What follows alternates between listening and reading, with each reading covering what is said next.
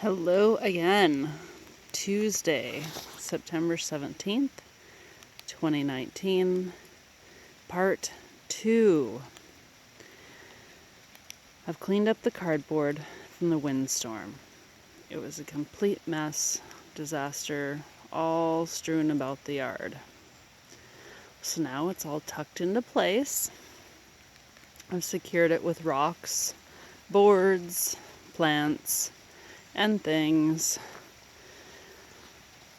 until I add more. So hopefully if we have any more wind, this will keep most things here in place. I also took care of the pile that I brought of cardboard that I brought home yesterday. So now it looks like it's all strewn about, but this is an organized method here.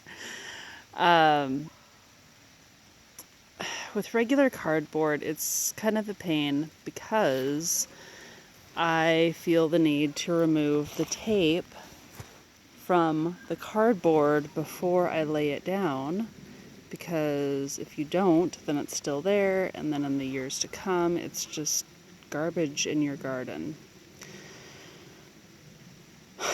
So, with all that being said, I'm laying these out. It's raining a little bit, so that will get them wet, and it's much easier to remove the tape from cardboard when it's wet.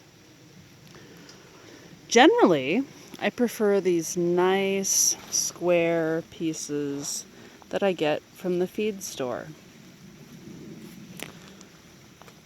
But they only have so many at a time. I'll go there weekly, check in, and get as many as they have. Which most of this are these large, nice pieces that are not taped, inked, or anything else. They do come in different thicknesses, so some of them are pretty thin, others are regular cardboard weight, and those are just really nice to work with.